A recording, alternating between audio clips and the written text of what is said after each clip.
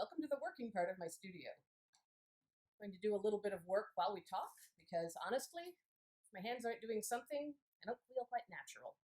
So, working on a piece that's similar to the one in the Workhouse International this year, I use very gritty stoneware, mid-range. It's got a very low shrinkage and very low plasticity, and that allows me to build very high relatively efficiently and fast. It means I spend a little more time on finishing because of the coarseness of the surface, but it allows me to be able to see the entire form, view it, alter it as needed without having to worry too much about shrinkage preventing that. I can always go back and work on a lower section, add things wherever I need to, because with the very low shrinkage, the discrepancy during drying is much, much lower. And that gives me a lot more freedom to work with larger pieces in a holistic way. As you can see, I'm working in a method that approximates coiling, but I got over actually rolling coils, quite a long time ago. When I work my clay, I just pull it out and squish it into an approximate linear shape because that's an efficient way to add it to the form. But I don't see the point in spending time on rolling it, since by the time I'm done, I will have pinched it and altered it to whatever shape I want, and the initial configuration doesn't matter that much. Some people really seem to get lost in the perfection of the coil rather than the perfection of the work, and that's a short-term effort for very little long-term gain. I regard pinching really as the most essential aspect of this. Coiling is just a method of adding clay to the form. Pinching is what makes the form. This is a relatively low plasticity clay, as I said, so I need to work getting the essentials of the form roughed out pretty early on before I go back and worry about the details. So I'm building as I go, taking time to step back and look at the overall form incrementally, but pinching it. Pinching is nothing but the compression and expansion of the plasticity of the clay. I've got a relatively narrow window to do that with this clay body, but it's essentially the critical factor for all clay is that working of the plasticity. Unless you're casting or mold forming, it's all about the plasticity. It's about the resistance to gravity and the relationship to moisture.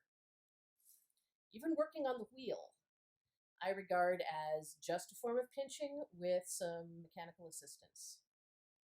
The wheel is sometimes regarded as a terribly magical thing, but it's just a tool that moves the clay past your hands at a steady rate. The action that you perform on the clay, that contraction, compression, and expansion, that's the same as it is if you're working without the wheel entirely. It's just a convenient mechanical assist. As you can see, I'm building just by adding the clay. I generally add it to the inside.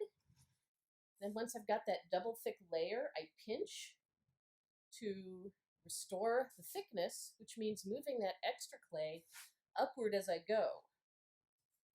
A lot of people have learned to work with coils by stacking them on one another, like Lincoln logs. Why? If you set the clay on top, then you've got to join it thoroughly and deeply from both sides to get an effective joint.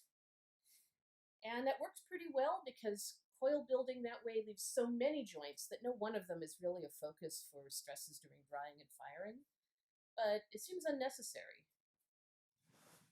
If you add the clay to the inside or the outside, side by side to the existing work, then you just pinch it to the correct thickness, and instead of having layers of joints, you get something that's effectively laminated from the inside out. It's a much stronger structure, and honestly, it seems like less work to me. You can see I can build fairly quickly this way, and sometimes for me the issue is I need to step back, see what I'm doing, look as I go, and then come back to it. Make sure I'm sticking to my plan. The details are mostly in my head through the entire process, and sometimes as this develops, those details will shift, but the underlying composition really does need to be determined in advance for larger work. Changing that on the fly can result in difficulties. This shape is going to have an arc to it, a fairly substantial one, as you can see. I'm starting in the middle of it rather than at the end because the bottom of it has quite a substantial undercut, and that's not really structurally sound if I try to build a lot of weight on top of it while the clay is still plastic. So I'll be building that part separately and then merging them together. And once this gets extremely tall, I may start working sideways. Sometimes working from the bottom up just isn't the sensible thing to do. So, by the magic of video, it's now about 15 minutes later. I'll be roughing out all of the parts of this form. Then I'll be working on the details. That'll take at least a week, just doing that. The roughing out of the form, honestly, that's the quickest part of the process. Refining it, adding the details, doing the surface finishes, all of that, that's honestly 3/4 of the effort, but it always feels good to get far along on the initial steps. This is the project you'll see in the Workhouse exhibition. The botanical imagery is a new direction for this body of work, but the engineering imagery is something that has been at the core of my work for a very long time. I see engineering in metaphorical terms as something that reflects who we are as human beings in our desire to remake our circumstances, to alter the world for the better, to improve ourselves and our circumstances. But inevitably, we're hobbled by our own limitations, and our aspirations are often dampened by unintended consequences. Thanks for visiting my studio. I hope you enjoyed your visit.